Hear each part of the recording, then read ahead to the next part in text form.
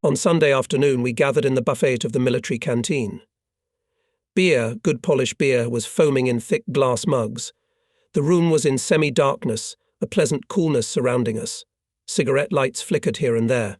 Voices came from unknown places, and it was not immediately possible to guess which of those present uttered this or that phrase.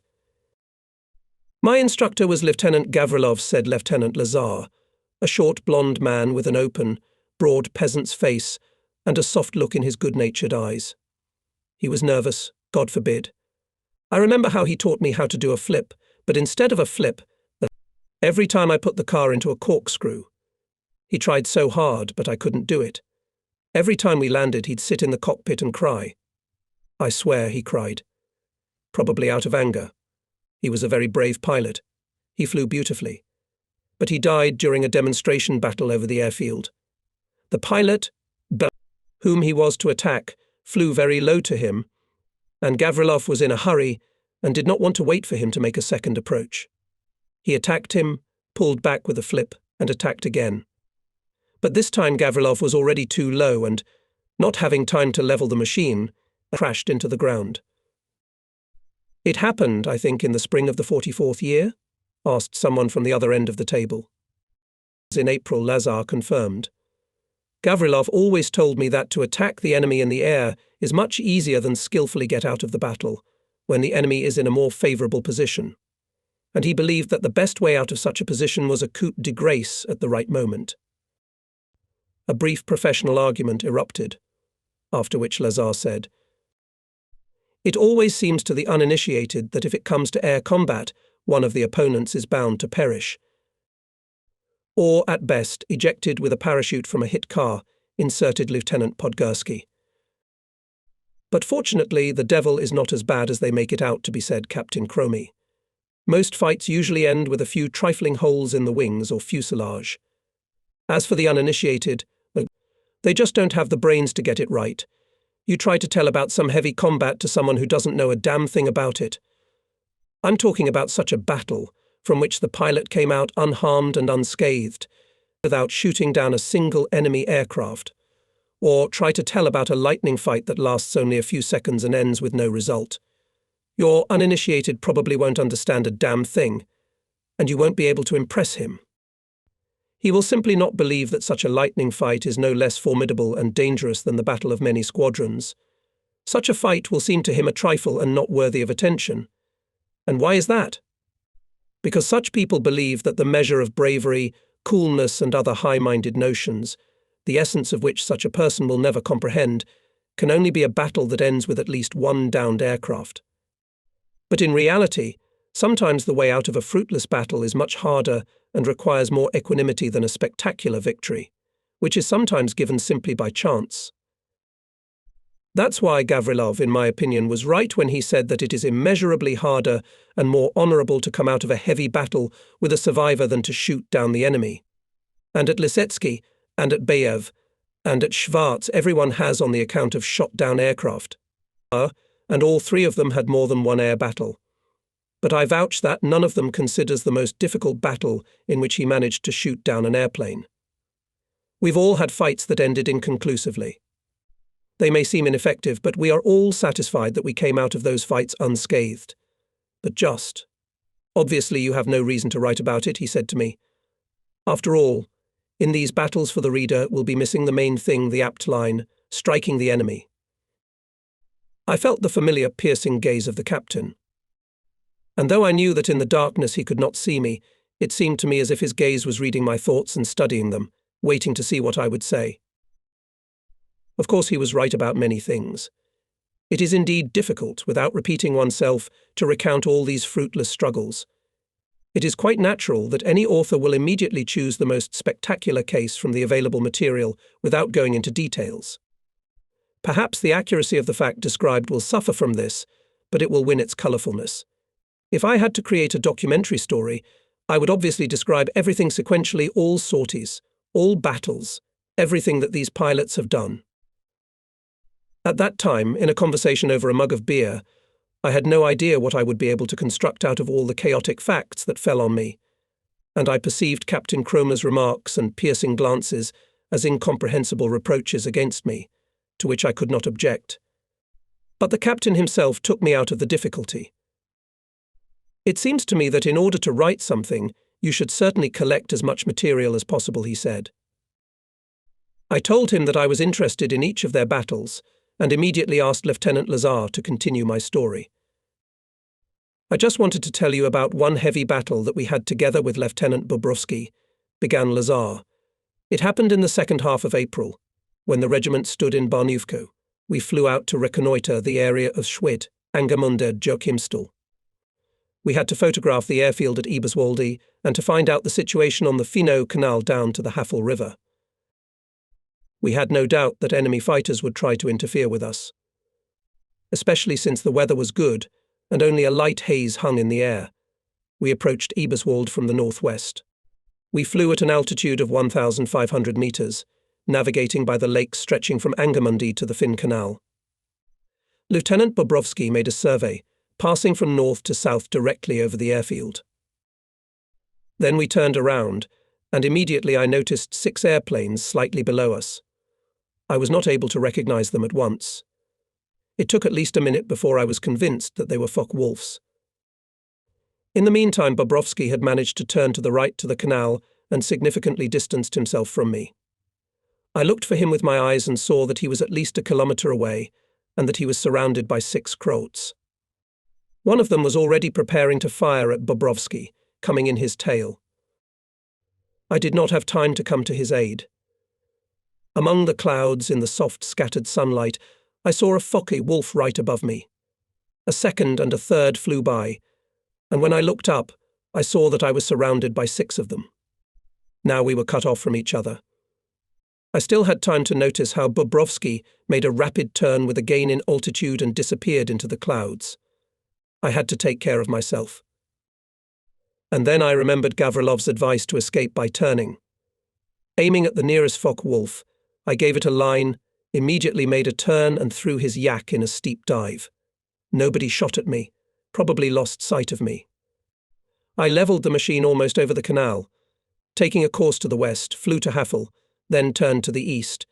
There were no enemy planes in sight, and I was completely calm, and only when I was flying over Eberswalde I noticed some machine.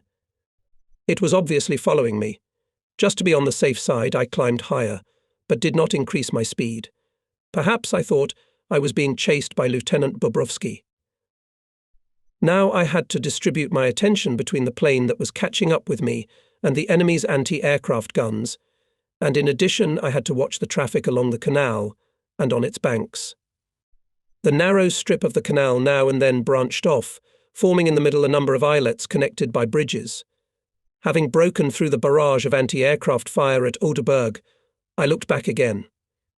The plane that had caught up with me was already close, but I could not recognize it yet. It was coming from the direction of the sun. Directly in front of me, 15 kilometers away, I could see the Oder. I asked the plane that was catching up with me on the radio who was flying. There was no answer. I thought that Bobrovsky's radio had probably failed. I reduced my speed, and suddenly he gave me a long line from all his guns and machine guns. The shells flew only a metre away from my yak. I almost tore off the throttle lever, and the car went flying. The Nazi plane was very close and almost hung on my tail. I could not risk to make a turn because of the low speed. I remembered the case with Gavrilov. Having no freedom of manoeuvre, I could not fight on the verticals, because the Hitlerovite would have blown me to pieces if I had thought for a second to put his belly or the back of my yak. The only thing that could still save me was a small turn and a high speed on a strafing flight over the ground. How I was scrambling then.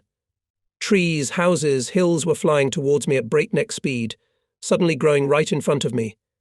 I soared upward, swept over them, and immediately pressed myself almost close to the ground.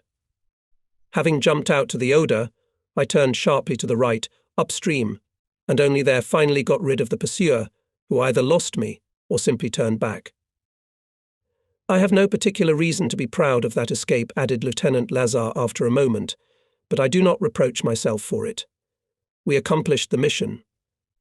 Bobrovsky delivered good pictures, and I delivered the information that our command needed. In addition, we did not allow ourselves to shoot down 13 and possibly 19 enemy planes that were hunting for us. Isn't that enough?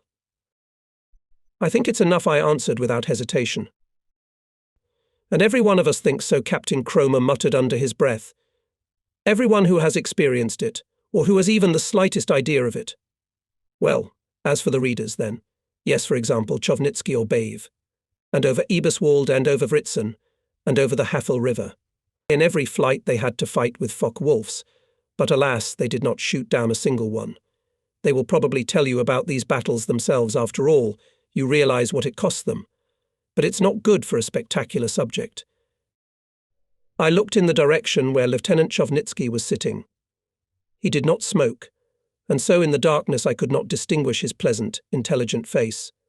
And only against the background of the light rectangle of the window I could see the clear silhouette of his shouldered figure. Even now he expressed no desire to take part in the conversation and remained silent. But then I remembered that the joint flights with Chovnitsky told me about Captain Bave. He spoke to me as if he was flipping through the pages of combat reports in his memoirs about all the missions that they performed together with Chovnitsky. Here are a few of his short stories. The raid of 300 planes on Vritzen on April 16, 1945.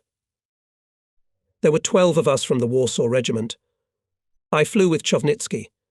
All the time we had to be on the lookout, there were at least 120 Focke-Wulfs around us, which attacked us time and time again. From this flight we both returned completely exhausted. That same day, in the next flight, I shot down one Nazi airplane. The patrol flight of Bave and Chovnitsky, which lasted for an hour, in the area of Eberswald on April 24, 1945.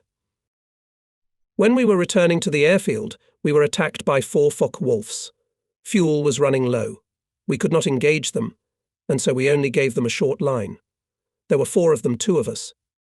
We could not get away from them. Focke-Wulfs cut off our way to the airfield, and as a result we ended up over Berlin. Not only that, Focke-Wulfs hung on our tail. Anti-aircraft guns from the ground also gave us heat.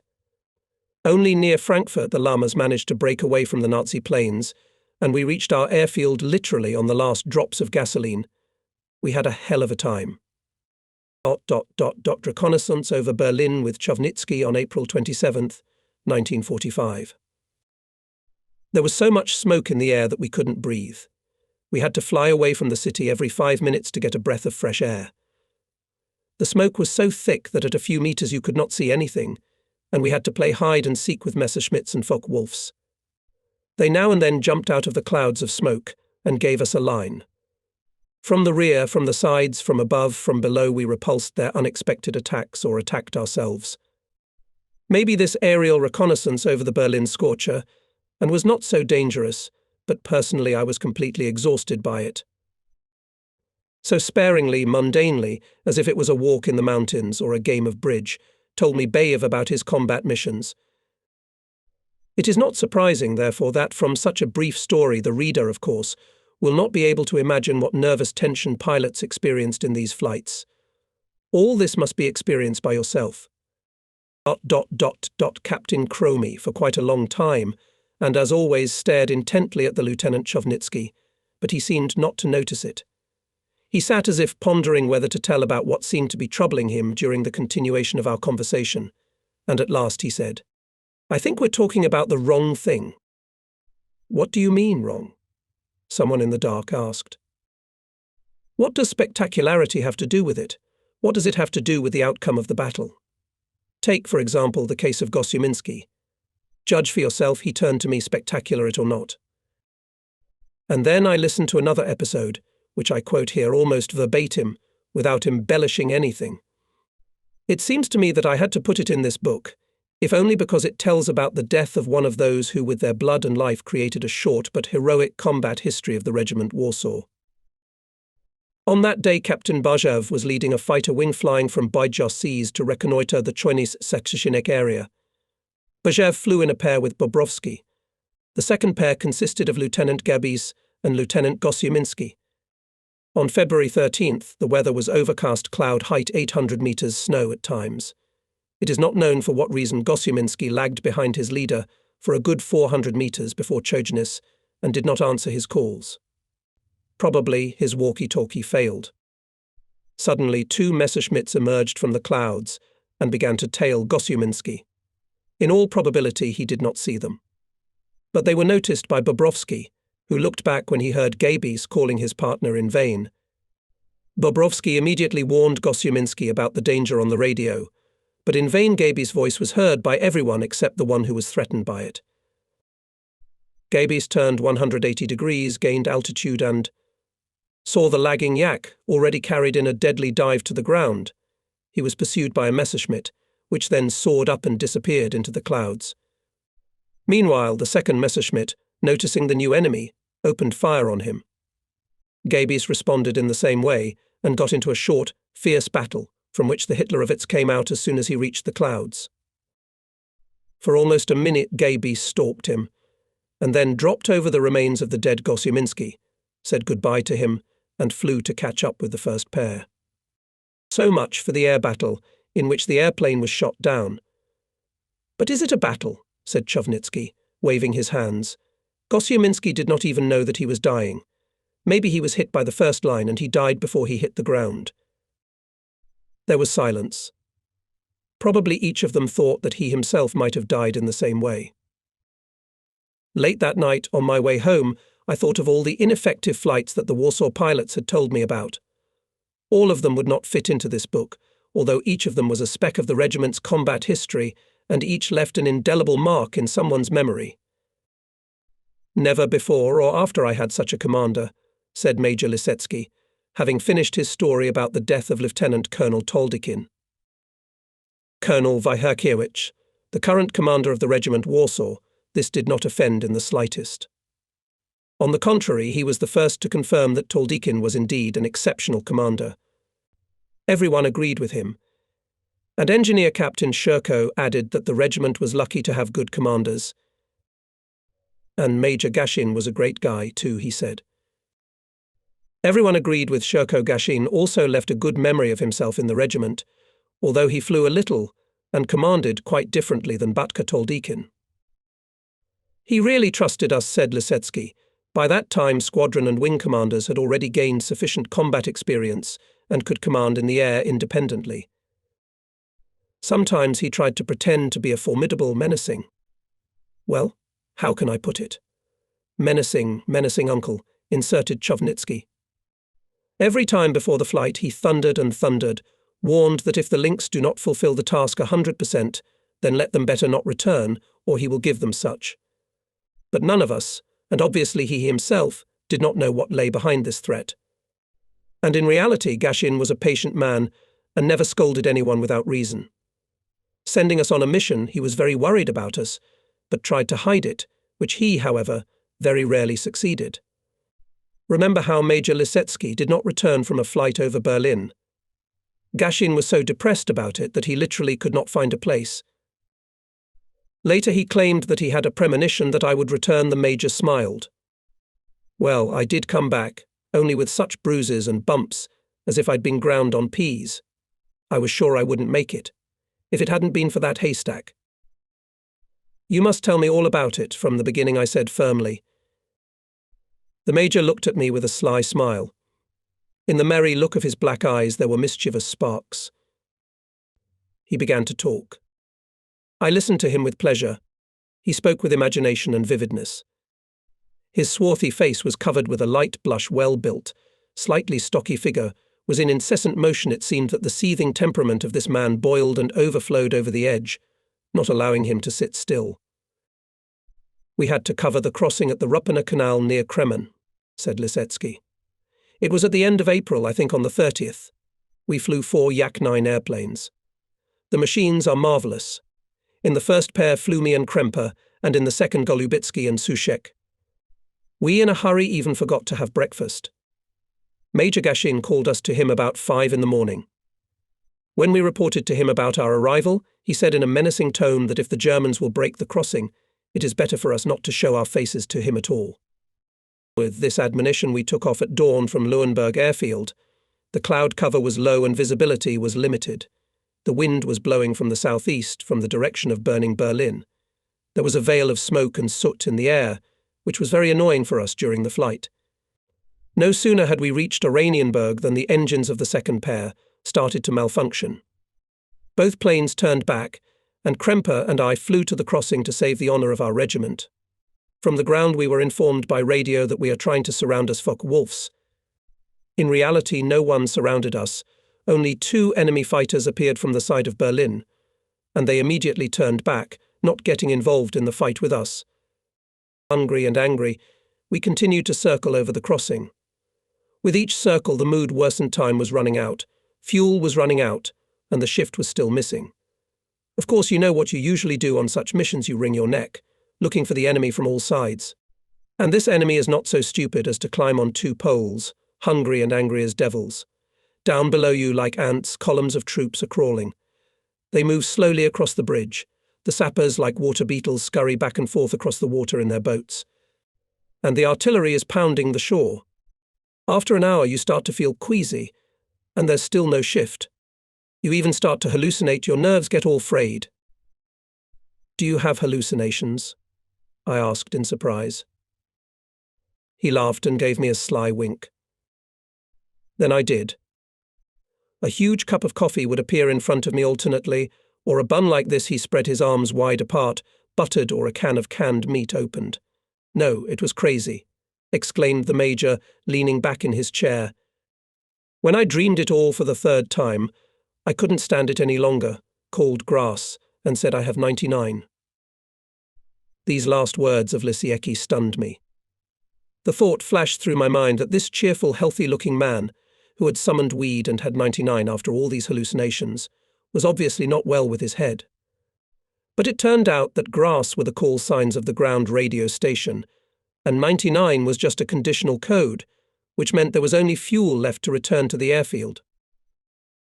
There was no reply for a long time, continued the Major, but at last I heard 48, that is, you can return well, I think, thank God. In the meantime, the wind had changed and brought clouds from the north. They were already raining over the valley of the Havel River and slowly crept towards Berlin.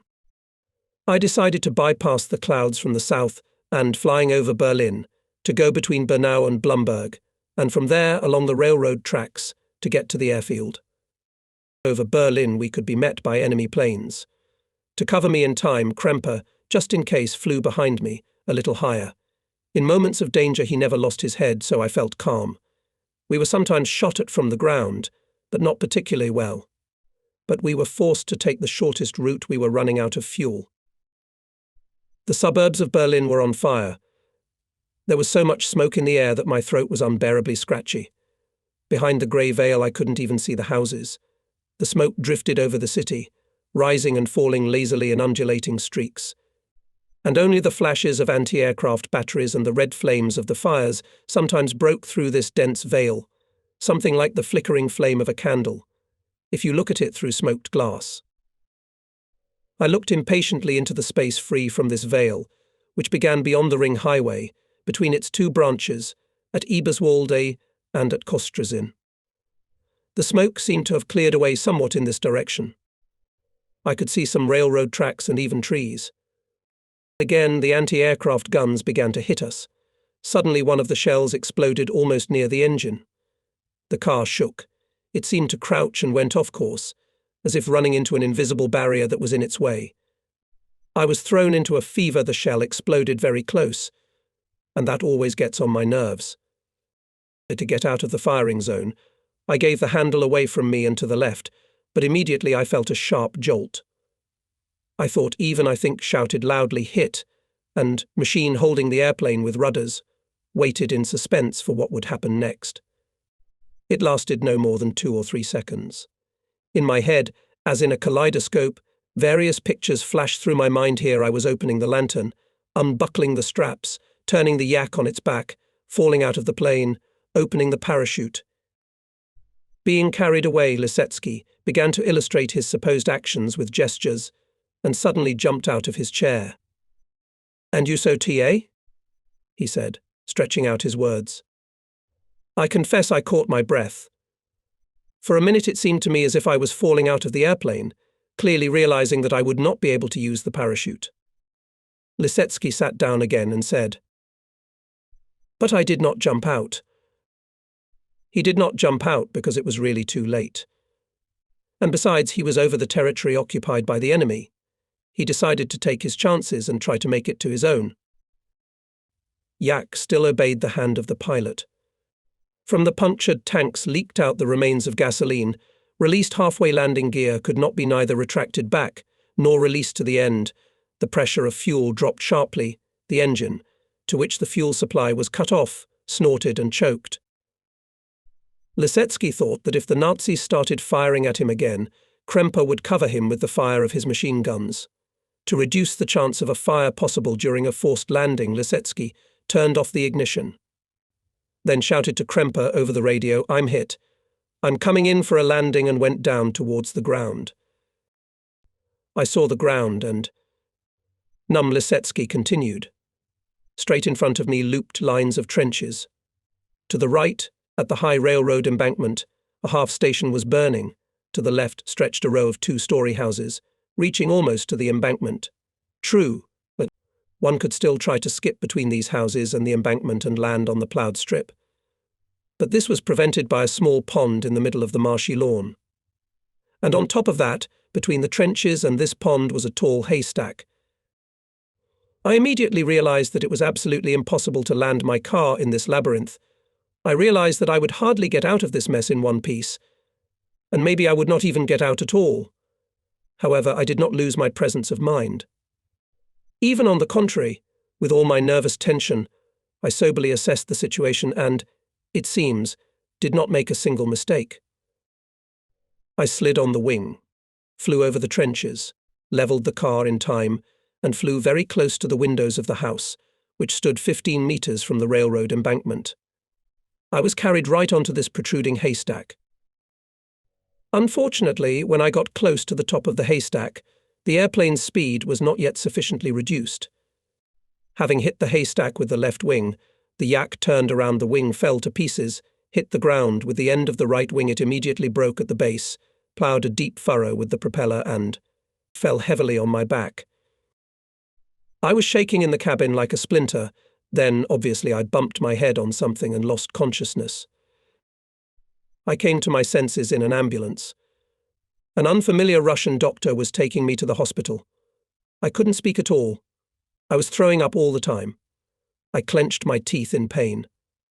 The car was rushing frantically over bumps and potholes, the stretcher was bouncing, and the covered body was cracking and seemed ready to collapse. Finally, the car pulled out onto a smooth highway. Here I was able to turn my head a little. I saw a young orderly. He frantically grasped the stretcher with both hands, trying to keep his balance. The orderly bent his sweaty face over me, covered with a thin, long, unshaven stubble, and said, "It's gone." The car slowed down, and I felt a little better. I asked the orderly what had happened, because I didn't remember anything. "You were hit," he replied, looking me straight in the eye. "You fell in the strip of the 65th Army, about 200 meters from the trenches, but on our side. The soldiers pulled you out of the cockpit of the plane, and then called us. We could not get closer. The fascists opened furious fire. How do you feel?" I tried to move my arms and legs. Then, leaning on the wall of the body, I lifted myself up and sat down. My whole body was aching, and I felt a big lump on my forehead under the bandage. Everything else seemed to be intact. I finally remembered my landing, and I confess I was surprised that I was alive. I was very thirsty. The orderly gave me some water. I asked him about the Kremlin. He flew west. First descended over your plane, circled, and then flew. I thought that Kremper had obviously long ago returned to the regiment, and that the comrades must have already had time to drink for the repose of my soul. And the crossing still survived. Lisetsky finished his story and smiled. Sub-Lieutenant Kremper, Lieutenant O'Arian and I walked slowly along the road around the airfield. O'Arian is no longer with the Warsaw Regiment, but he sometimes comes here to visit old comrades with whom he fought together and fought all the way from the airfield in Zadybastar to Motlov, the regiment's last front-line airfield. We walked at a leisurely pace, for O'Harian was still troubled by his wounded leg. He had been wounded in what he called a friendly misunderstanding. It happened in 1946, well after the war. The doctors promised to cure him soon, but for now, as soon as the young lieutenant notices the expression of admiration mixed with sympathy in the eyes of strange girls, he shrinks from embarrassment. They probably think that I was wounded at the front, he turned to me, and they see me as a hero. What a story. I don't know what the charming girls are thinking, looking at a young war veteran in a pilot's uniform with colourful ribbons on his chest. The girls certainly like O'Harian, though he doesn't seem to pay much attention to them. He is a rather tall, lean and well-built young man with light, deep-set eyes and wavy blonde hair. His tanned face with correct features and a somewhat cocky expression always attracts attention. It's no surprise that girls look up to a guy like him. In 1941, O'Harian, a member of an underground group, was captured by the Gestapo. But he managed to escape. On May 13th, he crossed over near Sanok to the Soviet side. When in 1943 the 1st Polish Division, named after Tadeusz Kosciuszko, began to form near Ryazan, O'Harian arrived there and was enrolled in the 4th Squadron, where he was trained under instructor Nikonov.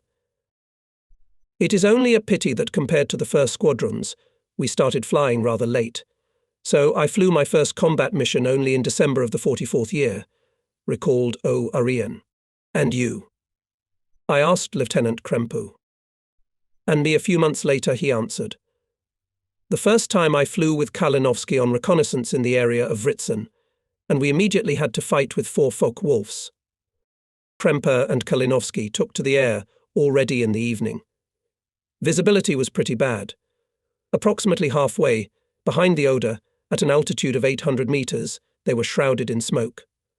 Fires caused by artillery fire were blazing all around. Visibility further deteriorated and, probably, so Lieutenant Krempe did not notice the 4 Focke-Wulfs coming directly at him, which even from afar opened fire. Kalinowski let them get closer, then combat turned sword upward, leading a young partner, and went Focke-Wulfs in the tail. It happened so quickly that Krempe realized what was going on only when he had already leveled the car. Noticing the Focke-Wulfs, he, following the example of his leader, fell on one of them on top and pressed the throttle. Then he fired 3 consecutive long bursts at another Focke-Wulf. Kalinowski ordered him to cease fire. The enemy was going down. There was no time to pursue him. There was still an unfulfilled mission ahead. We then collected very valuable data, said Krempe. But in fact, this flight was quite ordinary, and only to me it seemed extraordinary the first time I fought with the enemy and the first time I was behind the front line over Berlin. For some time we walked in silence. The shadows of clouds floated on the fresh green of the airfield. Larks were singing high in the sky. A warm, southern breeze, frolicking, drove the first fluffy dandelion seeds across the fields. It was spring-like warm and calm, and we remembered our recent past, how the earth was smoking and burning under us in the hell of war. It lay black and charred, ploughed by tank tracks, torn by shells and abundantly soaked with the blood of people who gave their lives for our victory. We have survived, we live. Larks are singing, clouds are floating, wind is blowing, spring and peace are all around.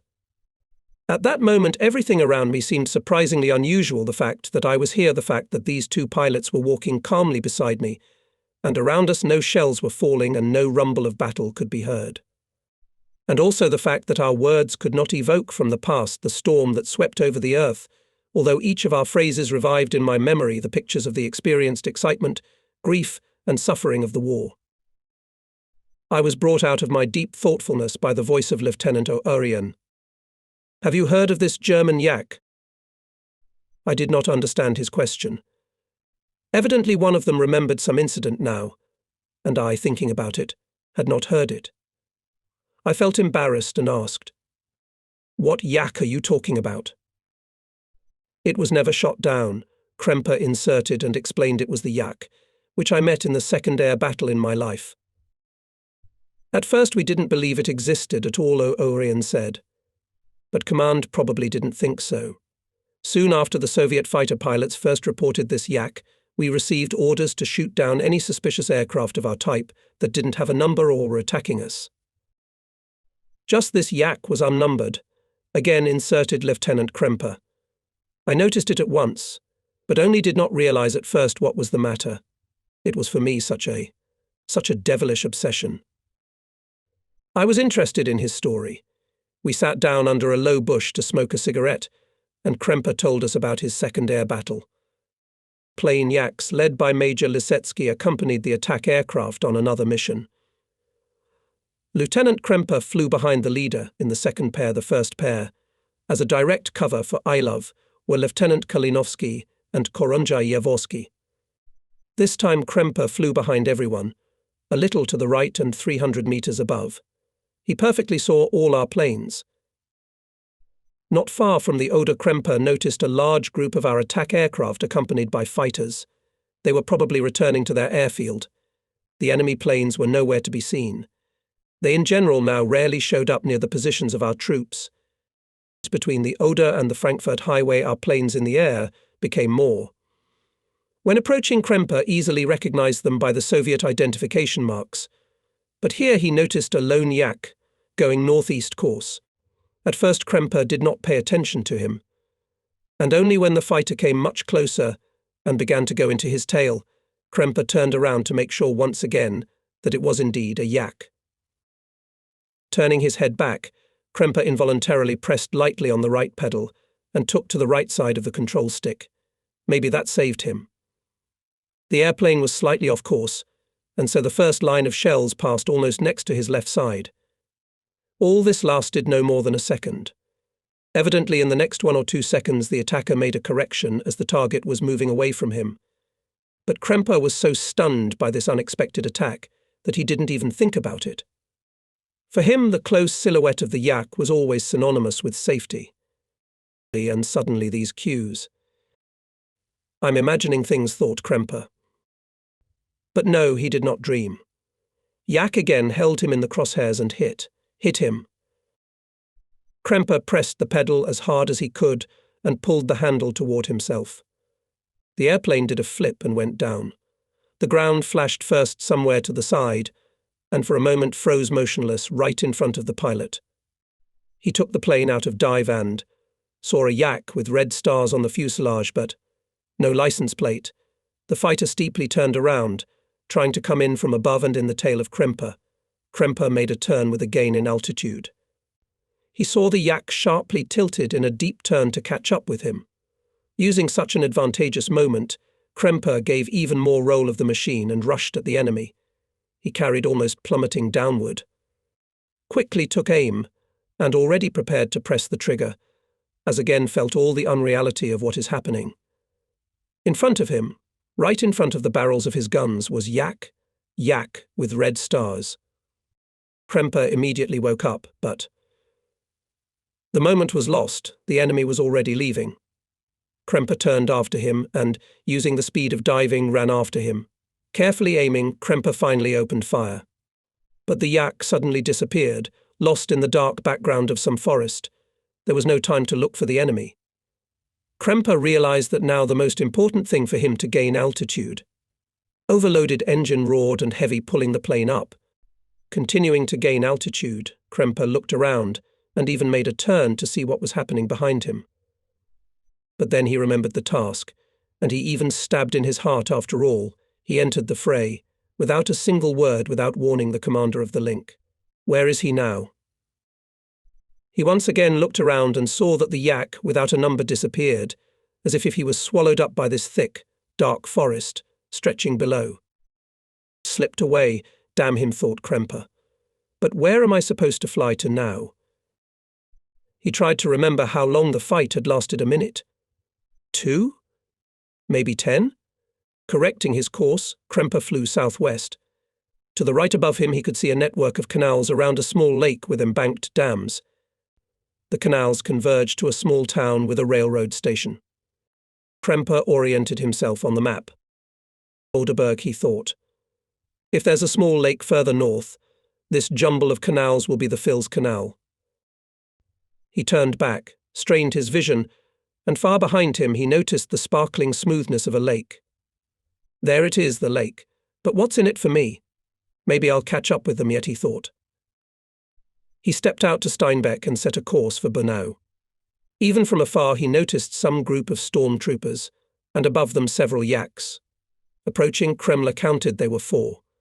With the next group of Ilov flew only a couple of yaks. No, so I will not find them, he said to himself. We need to request their own on the radio or return. At the same minute he noticed 4 more attack planes.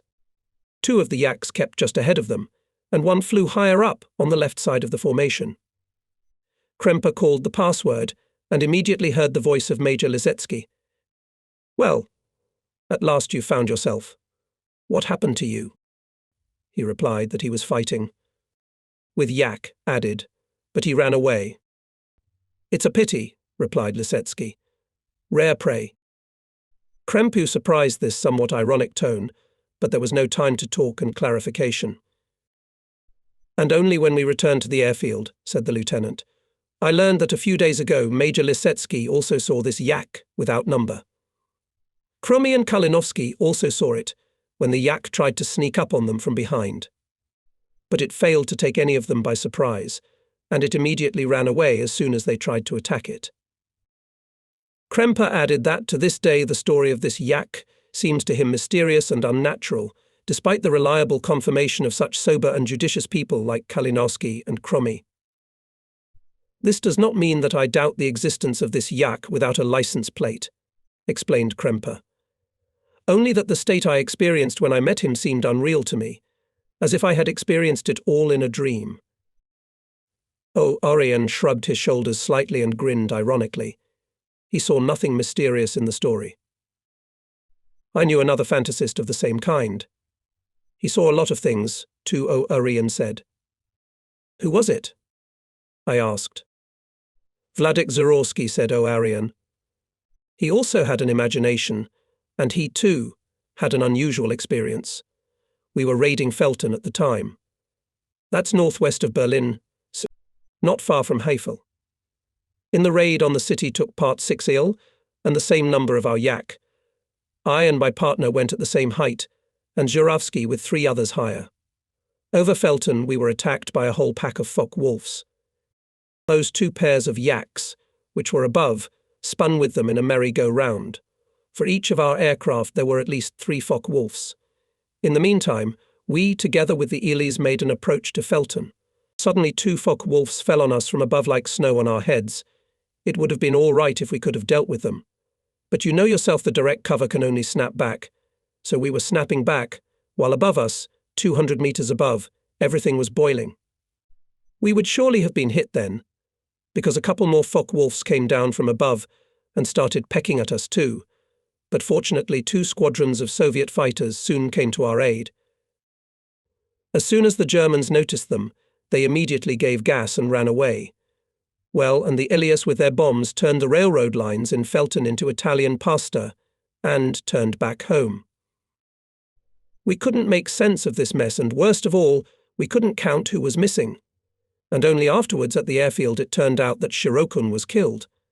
Many returned with holes, and Zhuravsky had a hole in his gas tank. He knew that he would not make it to Barnuvko, and on the way back he searched hard for some other airfield. Finally he found a suitable one near the Oder and informed us by radio. It's a beautiful airfield, but for some reason the camouflage is worthless. The machines stand near the forest. Like at an exhibition, they can be seen for 10 kilometers. Then he told us how he saw a duty officer with a flag and even a tea laid out in the middle of the runway, almost like in the good peacetime. Zhuravsky made a circle over the airfield and slowly went to land.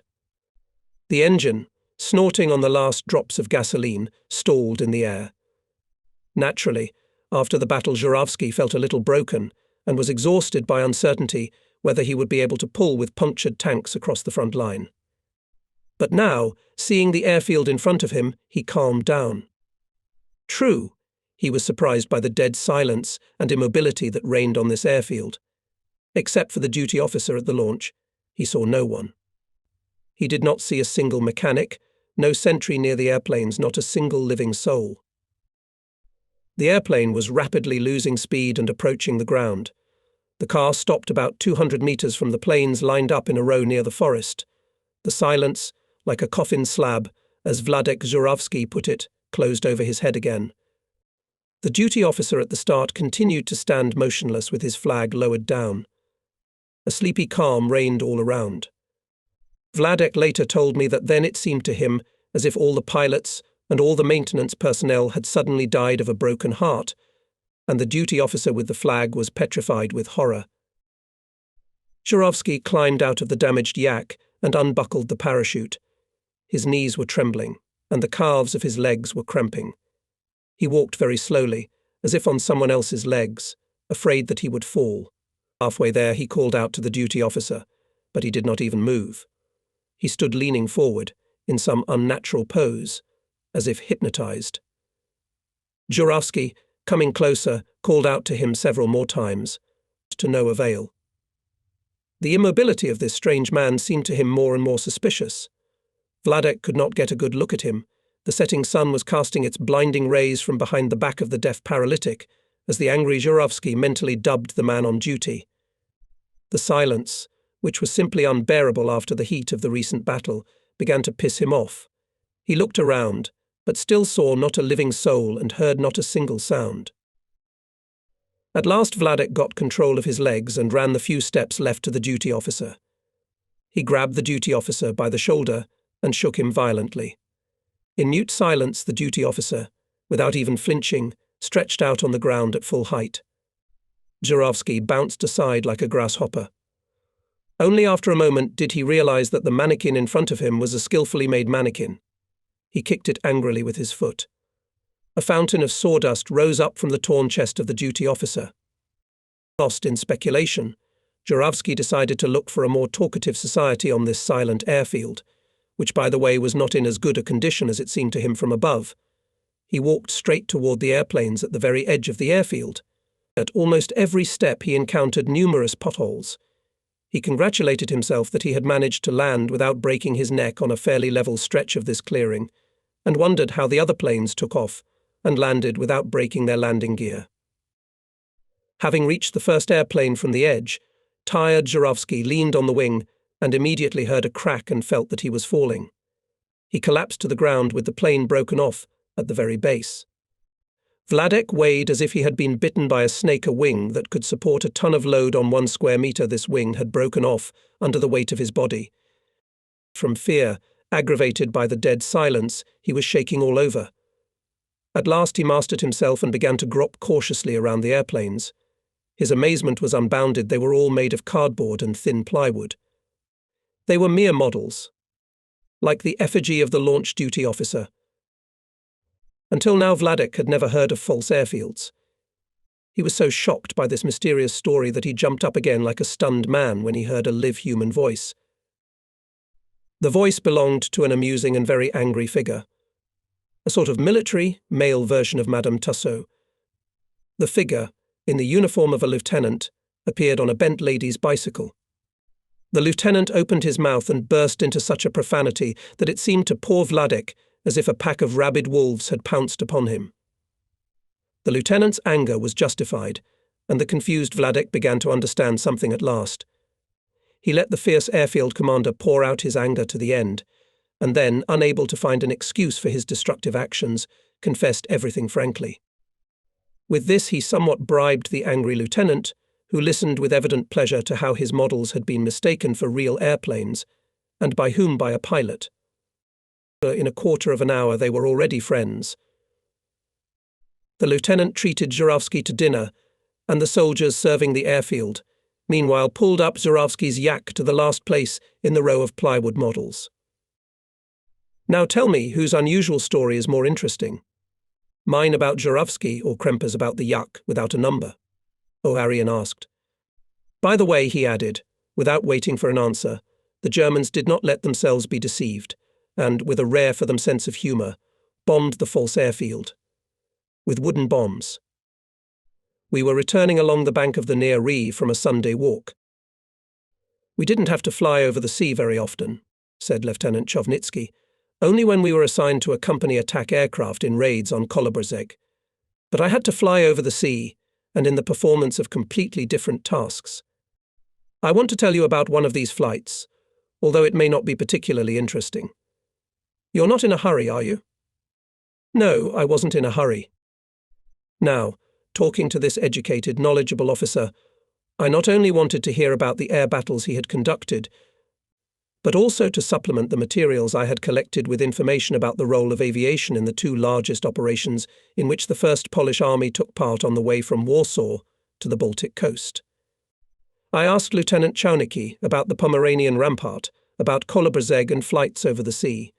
His analysis of the events, precise and concise as a report, revealed the broad outlook of this outstanding officer. The command apparently highly valued his abilities, because a month after our conversation he was sent to the course of regimental commanders. On March 18th Kołobrzeg fell, and we took the island of Gristov, continued Chovnitsky. It was not even an island, but rather a peninsula, connected to the land by a narrow earthen dam, something like a dam with locks. The first time I flew there with Major Gashin. He commanded our regiment after the death of Lieutenant Colonel Toldykin. The day was exceptionally sunny, and only a light haze hung in the clear air. We took off at 17 o'clock from Debzno. A faint northern breeze was blowing. At first we flew over the liberated territory. Below, on the ground, we could see traces of the recent fighting. Burnt villages, blown-up bridges, hit tanks, abandoned enemy vehicles and cannons. The haze worsened visibility, and I saw Kołobrzeg when it was only 3 kilometers away. The white line of the surf sharply outlined the high shore. On it, among the dark green of the conifers, were the ruins of houses that had suffered a brutal assault. The sea was somehow faded, even whitish, almost like the clouds stretched out over it in long streaks to the north. It was only when we had gone far from the shore that the water beneath us became dark, and to the left it turned silver in the sunlight. We turned westward. Directly in front of us the sun shone with a soft diffused light. To the right, the sky and the sea merged so much that it was impossible to find a boundary between them. Turning my head in that direction, I experienced a strange sense of loss of balance. I could not determine the position of the machine in the air. Sometimes it seemed to me that the Earth's gravity was completely disappearing, and I was flying straight up into the sky, or head down to the ground. The higher we climbed, the stronger this feeling became. At a height of 3,000 meters we found ourselves in the milky blue that enveloped us from all sides. The sea beneath us, and the barely visible shore in the distance, seemed to disappear into thin air. The only real object was the sun shining in our faces. Never before had the space around us seemed so vast to me, even though visibility had decreased to perhaps 2 kilometers. Usually when there are clouds or thick fog, the lack of space is particularly distressing. Now it seemed to me that I was hanging together with the airplane in boundless space. As if in the whole universe there was only the sun and our 2 yaks. I suddenly imagined that the engine had failed. What would I do in that case? That's funny for you to hear. Of course I had altitude to spare and I would have reached the shore. But at that moment I was not laughing. The shore ceased to exist for me. It disappeared, dissolved into this milky blue expanse. I looked to my left, hoping to see the outline of land, but I could see no difference between the faded monochrome sky and the pale blue of what was obviously land. Only under the wing of the airplane did I see some darkish spot resembling the shadow of a cloud. On the left is Gristov. "Let's come in from the northeast," Major Gashin said, and I immediately woke up. Adding gas, I equaled Gashin's car. We were to dive and photograph, keeping wing to catch the enemy's air defences by surprise. There were so many anti-aircraft batteries on the island that we could not repeat the approach, or even dive one after the other. But for the time being there was complete calm below. We knew that as soon as we entered the firing zone this calm would be replaced by a fiery inferno. At low RPM we made a smooth turn and from half side entered the peak. The machines rushed toward the target. I felt the speed increase sharply. In front of me, as on the frosted glass of the camera, the land emerged from the milky abyss and began to emerge more and more clearly. I looked at the altimeter. The yellow arrow of the device was creeping down and had already passed 2,000. The hurricane wind was pressing on the cabin walls, and it seemed that they were about to break inside. At that moment, from the ground, from the reinforced concrete pillboxes and trenches, long strings of dense bursts came towards us. I saw them flashing blindingly bright between me and Gashin. They flew thicker and thicker, then getting closer, then suddenly scattered. Every moment I waited for an explosion, a jolt, a bang, or the clang of a shattered dashboard. Even though it only lasted a few seconds, I couldn't take it any more and pressed the throttle. I could see the tracks of my shells crossing with the tracks of the shells flying towards me. It's hard for me to say how or what I was aiming at. I was just shooting at the ground, which was shooting at me, and it helped me hold on for another 3 or 4 seconds against the instinctive urge to pull the handle toward me. We bore down like 2 heavy iron arrows, and ploughed through the air in clubbing furrows that converged behind us with the noise and rumble of 100 waterfalls. Dropping down from a height of 2,000 feet, we began to bring the machines out of the dive at tremendous speed. I reached for the switch of the aerial camera. At that moment, my palm weighed probably 40 kilograms. A tremendous force was pressing on me, but it did not distract my attention for a moment, focused on staying with Gashin's plane. He had already switched to horizontal flight and added gas. The moment of transition of planes from dive to horizontal flight at an altitude of 1,000 meters was for us, perhaps the most difficult in this flight.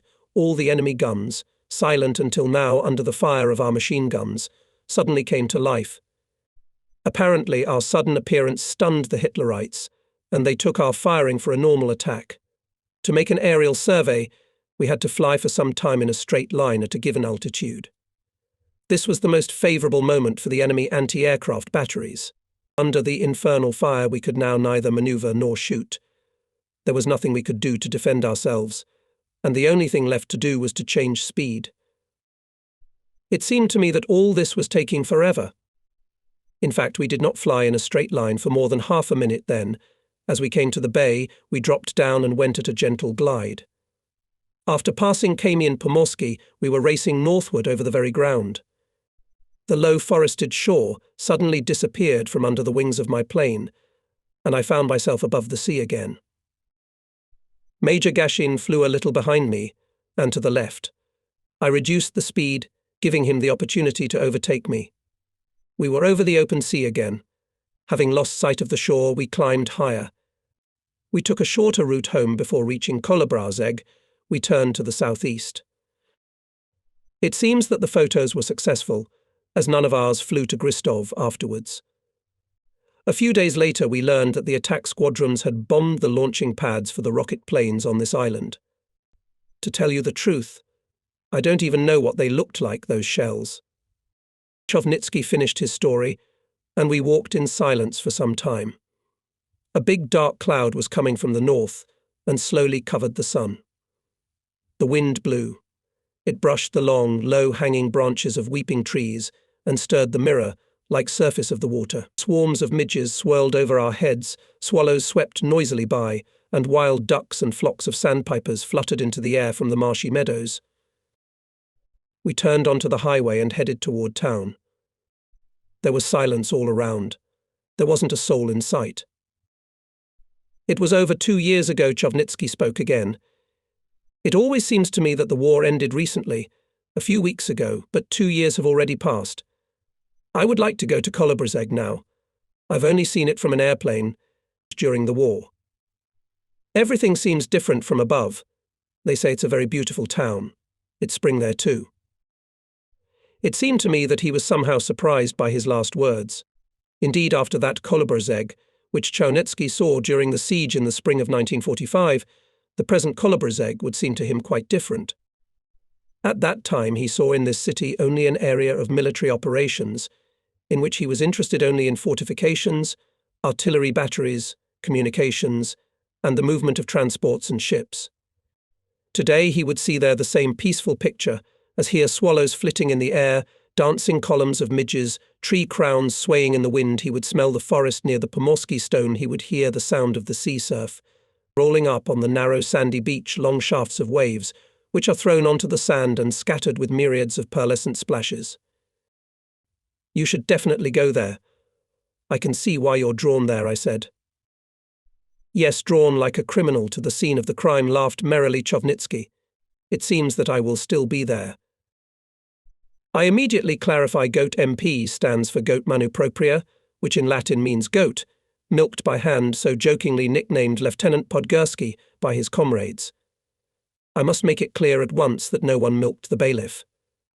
On the contrary, it was Lieutenant Podgorski who milked a certain goat long before he became a fighter pilot and a lieutenant.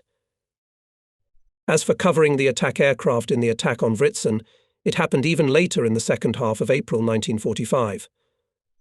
Before the war, Podgorski graduated from the officers' tank school. After the German attack on Poland in the fall of 1939, he found himself behind the Urals in an internment camp. There he was not spoiled at all. Like everyone else, he had to work in the heat, and in the bitter cold, which by the way were much worse than the heat. At 30 degrees below zero, the locals said, however, it already looks like a thaw.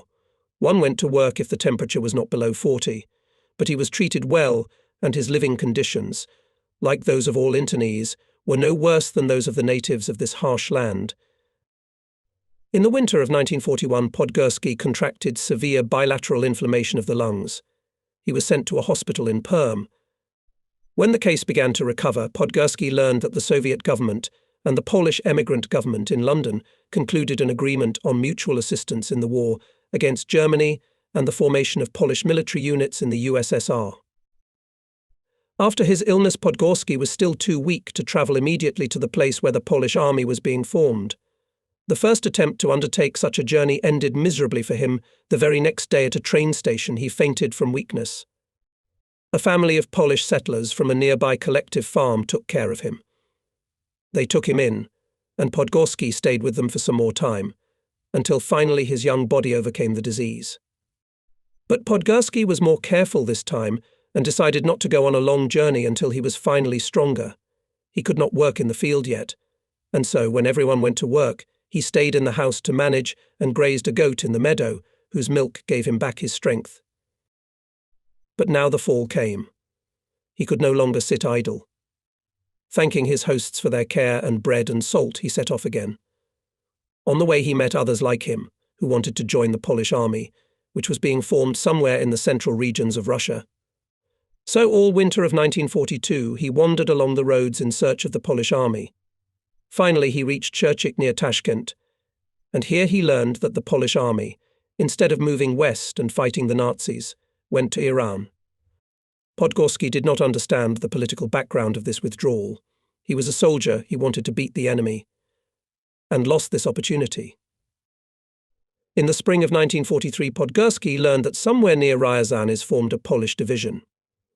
Not thinking long, he set off again. Finally, he reached the place and was immediately enrolled in the 1st Tank Regiment.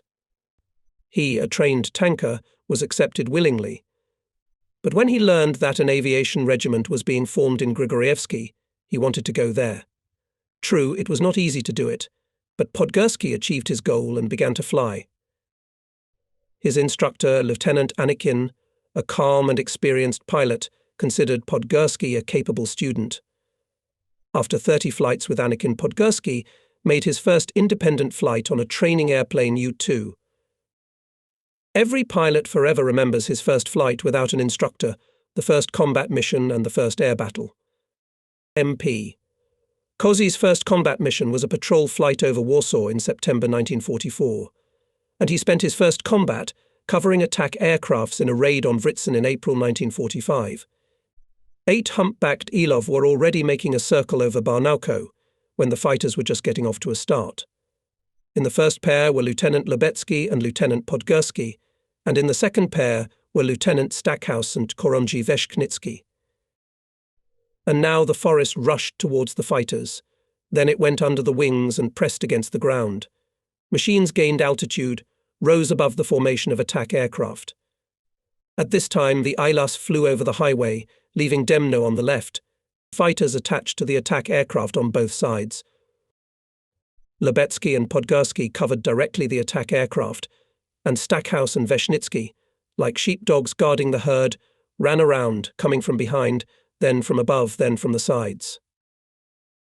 The strip of forest broke off, but not for long. The planes passed the highway and the railway line connecting Kostrazin with Escheksin, and came to the steep bank of the Oder, overgrown with dense shrubbery. The forests stretched from Stara Rudnica in the north to Kostrazin in the south. The clouds were crawling at an altitude of 1,500 meters. There were small, bright blue gaps between them. The oblique rays of the sun shone, especially brightly on the snow-white edges of the clouds, and fell down in steep, blinding cascades. Suddenly, 2 black dots emerged from under this glittering shower of sunlight and immediately disappeared into the murky clouds. They could have been mistaken for a pair of hunting hawks, but Podgorski's keen eye did not fail. They were airplanes. On the right, just under the clouds, I see 2 machines. They're over the river now, about Gustabais. It seems that they are heading towards us, he immediately told the Lieutenant Lebetsky. Roger, he answered, and began to call the second pair. Lisa 2, Lysa 2, Lysa 2. I'm Lysa 1, I'm Lysa 1, the headphones said. I'm Lisa 2, came back. I'm Fox 2, on the right. Lebetsky began. Stackhouse interrupted him half-heartedly. I see. 2 messers, leave them to us. Gaining altitude. Podgorski looked back and saw how 2 Yak, some 200 meters behind him, dodging to the right, began to gain altitude. The 2 Nazis probably had not yet noticed neither the attack aircraft nor their cover and, without changing course, were coming aslant, towards our Elas. Podgorski even had a neck-ache, so he was turning his head in all directions, trying not to lose sight of the approaching messers and gaining altitude Yak. But at that moment Podgorski again heard Lebetsky's voice. Look, Koza, don't blot it out. There are also a couple of messers below. Podgorski looked down and immediately noticed them. They were approaching from the northwest, from the direction of Staraya Rudnitsa. Against the dark background of the forest, the planes could be distinguished only thanks to the glare of the sun shining on the windows of their cockpits. They were sneaking up on our attack planes, which were clearly visible from below against the sky. Quick and skittish, they disappeared from Podgorski's sight, merging with the dark green of the dense forest below them. Podgorski's heart beat faster and faster, his nerves tensed like strings, and his temples began to pound hard. He was waiting for the attack. It was obvious that it was about to begin, and the guard was very worried whether he would be able to take at least one of them in the crosshairs. The Nazis were already close. Coming in from below and from the side, they soared upward, making a combat turn, and rushed at the last 2 sludge. MP Koza acted more nimbly. The lines of his guns cut the fascists the road. The shells probably passed very close to the target, for the Messerschmitts suddenly made a U-turn and rushed down. Podgorski was tempted to chase after them. He was sure that, having a great advantage in altitude and freedom of maneuver, one of them he will shoot down. But he couldn't. Not for 1 minute could not leave the attack aircraft without cover. And as a predatory falcon, chained to a pole, with longing looks at the pigeons flying in the distance, so Podgorski looked longingly at the departing Messerschmitts. If I had been on a patrol flight, they would not have dared to behave so impudently. Then I would not have let them go, thought the lieutenant bitterly, and reluctantly mewed his seat over the alarmy-going flat stairs. Together with Lebetsky, he began to look out for the messers hidden below. Podgorski was the first to notice how the enemy planes came out of dive and again rushed up, preparing for a new attack. This time they were almost at the same height as him, and this prevented the gunner from firing immediately. He made a U-turn and pressed the throttle, just as the Messerschmitts loomed over the horizon in his sights. Podgorski noticed that his shells were passing in a widely scattered fan, crossing the path of the Nazi planes. Then he immediately made such a rapid barrel roll beneath them that his eyes went dark. Suddenly he felt fear. As he could see nothing now, he was completely helpless. And during those few seconds, the Nazis could easily make a literal sieve out of him. In order to quickly return his vision, clouded by the ebb of blood from his head, Podgorski, with an effort, pressed his chin to his chest and all squeezed, every moment expecting a blow. He clearly imagined those sharp, lightning-fast blows, as if struck with a club, and then the piercing pain in his back, in his head, in his head, in his side. He felt this supposed pain with every pore, every cell of his body. But not a single line hit his airplane. Meanwhile, the darkness was slowly dissipating. Podgorski saw first his hand resting on the control stick, then his feet resting on the pedals, and finally the outline of the cockpit. He raised his head. The horizon lay aslant to the wings of the airplane and floated upward, while the ground grew and grew closer with every passing moment. Podgorski leveled the airplane and looked up. Lobetsky was fighting the Messerschmitts. His short, vicious bursts made the Nazis turn and scurry away without a backward glance. It's good that he was in time, thought Podgorski, pulling up to his seat on the right side of the formation of storm troopers. But they could have hit me hard. He suddenly felt terribly tired. Taking a deep breath, he ran his tongue over his parched lips and wiped the small drops of sweat from his forehead with the palm of his hand. Then, settling back into the seat, he asked himself, are they attacking again or not? He was excited and reproached himself for having already missed the opportunity to shoot down the Messerschmitt twice. I should have aimed better, he thought, especially the second time. They were so close. All right, now I won't be a slacker. Let them just stick their heads in. But the Messerschmitts didn't try to attack again. They felt insecure there were only two of them left, as the other pair, going higher, did not get involved in the fight at all and immediately turned to the west. Having flown over the Oder, our planes met a dense fire of anti-aircraft batteries. It intensified with every minute. Over Nulevin and Vritzen they were again shelled from the ground. So they flew to the highway leading to Eberswalde. Here the attacking planes rearranged themselves into a combat order and formed a circle, so that from the direction of Schulzendorf, one by one they could attack the Vritzen railroad station, which was jammed with trains. A few above them circled both pairs of fighters, ready at any moment to repel the air attack. But here the leading Ilov began the assault. Podgorski saw the humpbacked heavy machine rushing down. On the cars, roofs and windows of station buildings, on anti-aircraft installations whipped long lines. From the carriages were sent to death frightened Hitlerites. The soldiers who were on the platform, as if blown away by the wind. Two high columns of earth rose one after another on the railroad bed sleepers, and rails twisted by the explosion flew into the air. The nearest cars stood on their haunches and climbed on top of each other with a terrible rumble. Broken glass spattered from the windows of the station, and the roof, swept up by the blast wave, spread like paper, and exposing one corner, spat out the beams as one spits out knocked-out teeth. Black death indeed, thought Podgorski. But the sludge was already sailing upward and making a new approach. He seemed invulnerable to the feverish fire of anti-aircraft batteries that covered the city from the west in a wide semicircle. Fox 2, Fox 2, Fox 2, Fox 2. I'm Raven came through the headphones. I am Fox 2, Stackhouse echoed. Go ahead. Cover the batteries outside the city, demanded the commander of the attack aircraft. Stackhouse called Weschnitsky, and they both rushed down. Meanwhile, bombs continued to fall on the station, on stationary trains. Steam was pouring out of two perforated steam locomotives. Empty platforms and platforms were gaping craters. Broken cars and some warehouses were burning. High columns of smoke, curving upward, covered the city with a reddish blanket. It seemed that the task was already accomplished, but at the very minute when Stackhouse and Weschnitsky won, after another opened fire on anti-aircraft batteries, the attack aircraft once again hit Vritzen. Jet shells ploughed through the huddled mass of railroad cars. And suddenly in this blazing dump began to explode boxes of ammunition, only now the fire had reached them. Smoke billowed over the station.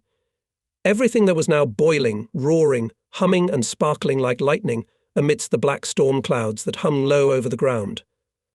Now the attacking planes rained down on the anti-aircraft batteries, which, in fact, had nothing to defend, and their calculations after the first bursts of Stackhouse hid in hiding. The last bombs exploded on the hills behind Vritzen, and the last rockets set fire to a few more vehicles sheltered on the outskirts of the city. The return to the airfield went quietly, and no matter how much Podgorski wanted to meet at least one enemy plane in the air, he never waited for it.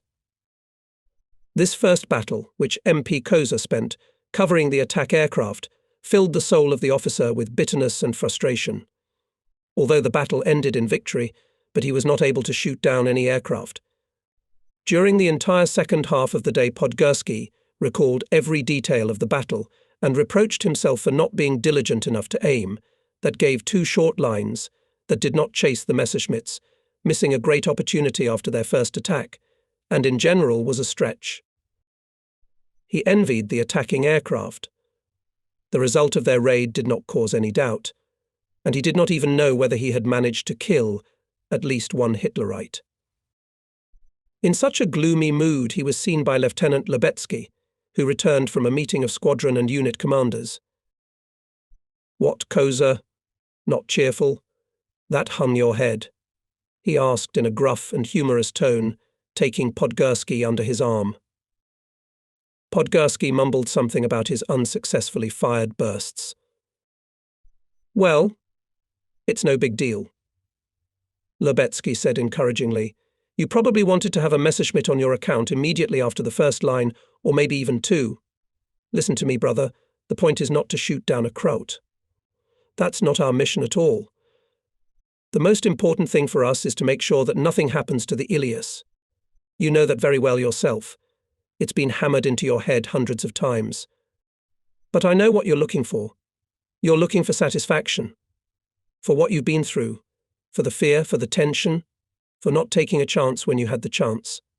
But you realize that the stormtroopers have to be able to reach their target in peace. And that means that they must never doubt for a minute that you'll cover them in time, that you'll always be there, that you won't be tempted by any fight, that you won't take a single opportunity to. Well, just like you did today, you'll be mad, you'll be angry, but you'll resist temptation. You have to worry about them, wring your neck to see everything around you, even die for them if you have to. After all, their mission is more important. And you see, so far there has never been a case that even one under our cover was shot down by a Nazi fighter. That's why the pilots of the attack regiment trust us more than the armour of their ale. And the trust of such people is worth something, huh? I was looking for you to tell you that the commander of the 3rd Regiment commended our wing for today's cover. And I thank you, brother, understand. Podgorski blushed. In fact, not for that, he began. I didn't want you to. Either Lubetsky laughed. Don't be discouraged, Koza. Berlin is not far away. The day of April 25th was very hard for us, began to tell Lieutenant Schwartz. We were changing the airfield, because it was already quite far to fly from Bahnhofco to Berlin. Or rather, we were flying even farther from Berlin, and in order to get to the air reconnaissance areas located to the west of the Nazi capital, we had to circle it from the north. So we were changing airfields, which is always unpleasant. I was afraid that in the turmoil of relocating my toiletries, underwear and everything else would stick, as it usually happened, to some of my comrades so firmly that they would never want to part with them. And everyone understands how a man needs these little things in war. And in general, no matter how well-organized relocation is, it always remains relocation. A man with a gypsy nature might not care about it, but I, am a homebody by nature. Besides, on this day the command did not cancel combat sorties. I was a little amused by such a statement of a man whom fate threw from Poland to the eastern frontier of Asia, and from there to Kiev and finally to Berlin. Obviously, at that moment he thought the same thing and smiled. It is true that in recent years I have not led a sedentary life, he said. Still, I'm a homebody by nature. So I'm going back to that April day, Schwartz continued. I must say that the weather that day was abominable, low leaden clouds, wind, cold, rain, and at times even hail. Only in the afternoon, when we flew to the new airfield, the sky cleared up a bit. We flew with stormtroopers on a mission. Which one I don't remember, and when we returned, we learned that we were still waiting for a reconnaissance flight to the Neuruppin area. There our advanced tank units together with the infantry were at that time engaged in a heavy battle for the possession of towns and the highway to Rathenau. I can't say that I had a bad feeling at that time. It was just that I was very tired, and I didn't feel like flying anywhere. Of course, it did not occur to me to turn away from this assignment, and indeed I would never have admitted that I was tired after the flight. But I wouldn't have minded if something had interfered with our flight. I am not hiding this from you because you yourself are well aware of how sometimes one is in a foul mood, and how sometimes one wants to rest. If someone were to tell me that he was always eager for a mission, and never dreamed that the flight would fail, I would think of such a person that he either has not flown much or is lying. In short, I was not eager then to fly that mission. On the contrary, my leading officer, Sub-Lieutenant Hostovich, jumped with joy when he learned that we were flying. The weather was on his side, the clouds had risen to 600 meters, and there were even blue gaps in some places. That day the regiment had already made 38 sorties, ours was the 39th. We took off at 1740 and flew behind the clouds. I like going on a mission to fly above the clouds. First, I am favourably affected by the contrast between the huge bright dome of azure sky and the grey shroud of clouds pressed low to the ground. Secondly, if they impose an unequal battle, you can easily go into the clouds.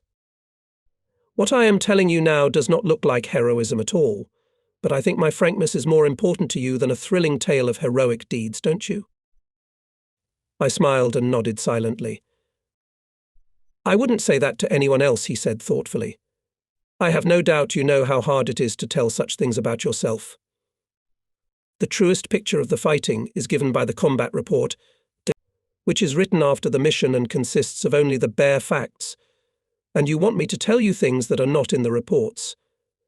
I don't know if what I'm talking about will be of any use to you. I assured him that it would, and Lieutenant Schwartz continued his story. He was flying above a layer of clouds, experiencing a state that he himself called clarity of thought. Physical, even rather, nervous fatigue disappeared without a trace. The pilots calmly walked above the clouds, on the uneven and swirling surface of which ran the shadows of two airplanes. These shadows then fell into the gorges between the steep edges of the clouds, and then again climbed on their white hills glistening from the sun. Thus they flew for some time. Our radio stations were checking their location several times. But then Schwartz heard Hostovich's voice in his earphones. He warned that they were about to break through the clouds. At such moments, every pilot is slightly excited, his nerves tense up, his heart starts beating harder, and all his attention is focused on one thing: how not to lose sight of his leader when coming out of the clouds. They almost simultaneously entered the thick whiteness of the clouds. The silhouette of Hostovich's plane began to blur in the warm matte light, as if draped in a thin curtain. The altimeter arrow slowly crept downward. For a while Schwartz's plane sank into the twilight, but then it became light again. The last scraps of clouds flashed past the cockpit, disappeared somewhere above, and Schwartz saw the ground. Immediately there appeared the indistinct silhouette of Hostovich's yak. His machine was becoming clearer and clearer every moment through the smoky canopy, and at last it was clearly visible against the background of a wide, spreading lake, around which the railroad and the winding highway looped. The lake was cluttered by the black, scratched-out truss of a damaged bridge. In one place a few red brick houses nestled on the shore. These houses, the railroad station, and the nearby forest were covered with the smoke of fires. Some warehouses and factories were burning, as well as several ships and barges near the western shore of the lake. Along the highway coming from Alt-Ruppin, and from the north, from the airfield, our infantry was advancing. The tanks, which had broken out ahead, came very close to the town. Meanwhile, from the railway station and Kerch, the Hitlerites undertook a counterattack. From the nearest cemetery, their artillery batteries put a barrage, blocking the roads leading from the north to Neuruppin. The Nazis did not spare even the city outskirts. They had already turned them into ruins. Schwartz took one look at the whole picture, and even before he heard Hostovich's voice in his earphones, he had oriented himself in the situation. "Attack the batteries in the cemetery behind the Kirche," said Hostovich, and entered the turn. Schwartz flew next. He took on sight the cemetery, hidden among the old overgrown trees, between which the frequent flashes of gun salvos constantly glittered. The Nazis well camouflaged their batteries. Only the sudden trembling of the branches and the flashes and quickly dissipating clouds after the next salvo gave away their firing positions. Schwartz took aim from a distance, and, only halfway between the station and the Kirke, pressed the trigger. The trails of fire went into the thickest part of the trees. The gunner fired in short bursts, sweeping the cemetery from edge to edge, and tried to hit the flashes of fire glittering among the greenery. The battery's fire had weakened considerably and became indiscriminate. After flying almost over the trees, Schwartz soared upward. Beyond the lake he caught up with Hostowitz, who was heading south toward the Alta Rhin River. Schwartz was a little discouraged that they had not repeated the approach, and was about to tell Hostowitz about it, but he heard him calling our ground radio station. "Fly to 777 transmitted soon, Hostowitz," receiving a reply from the ground. "I repeat, flying to 777. From there we will return to the airfield." 777 was the conventional name of Berlin, explained Schwartz, noticing my perplexed look. The station from which Hostowitz spoke was called Amber and was only 15 kilometers from the outskirts of Berlin, so in 10 minutes we should have been there. This thought spurred me on. I had never seen Berlin before.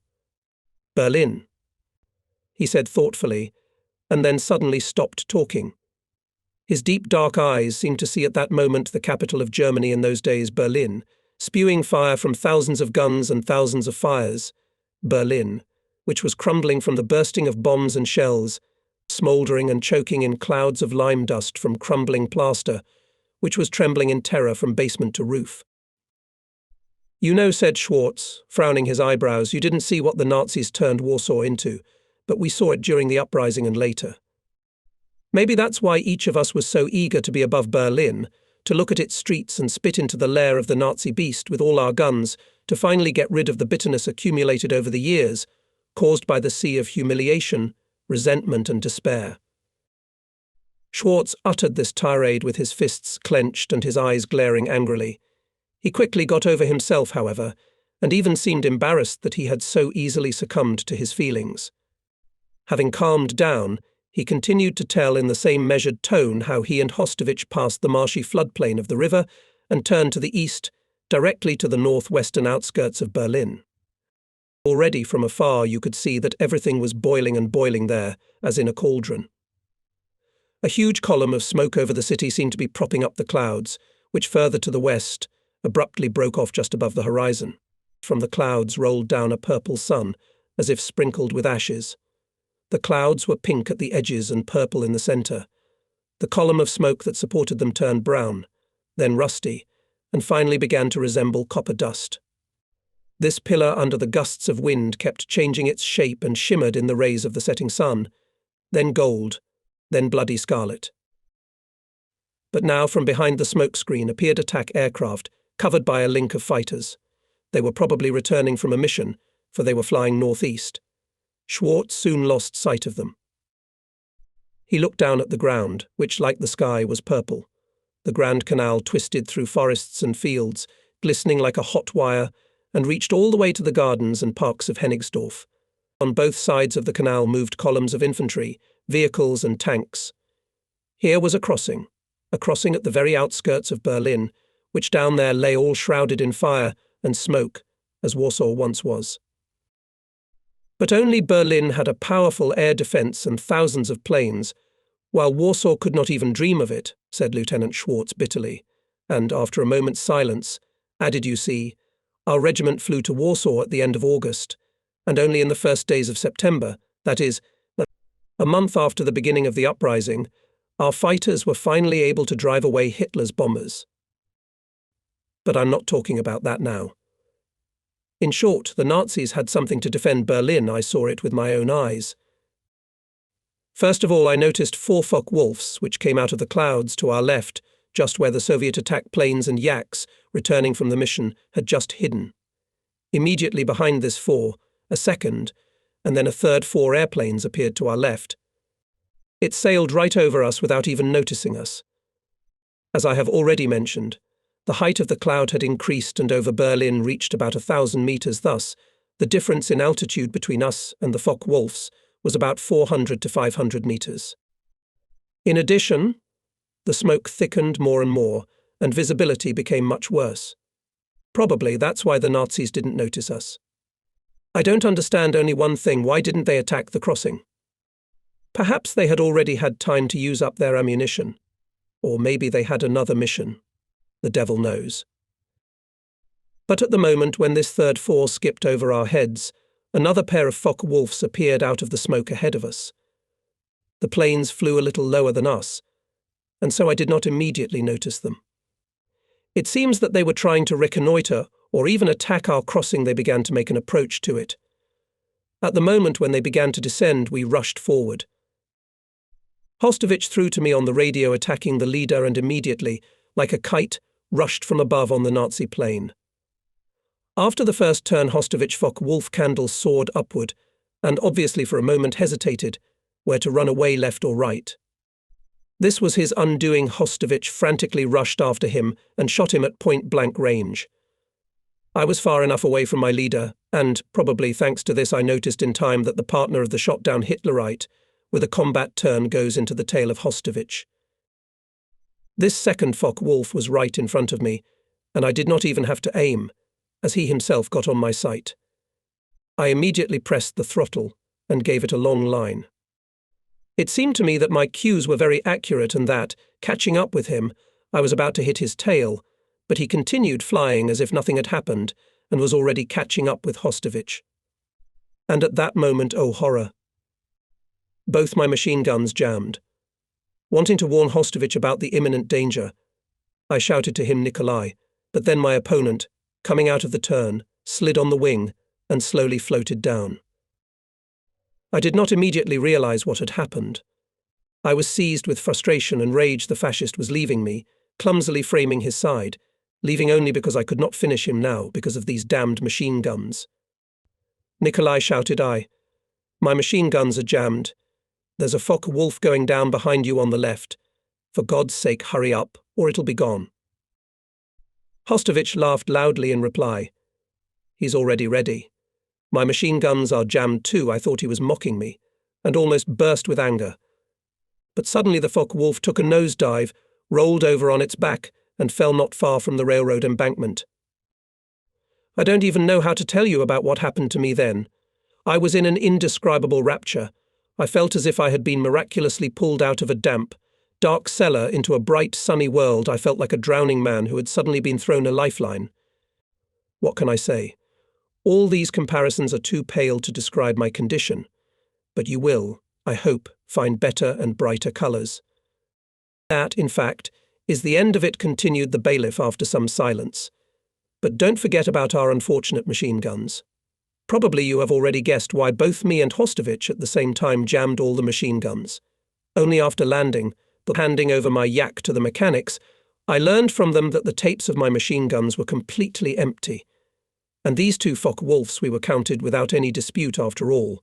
On the ground, at the crossing, there were many witnesses of our air battle. So, except for my new shirt and 3 pairs of socks, which again stuck to someone in the turmoil of relocation to a new airfield, this eventful day can be called very successful.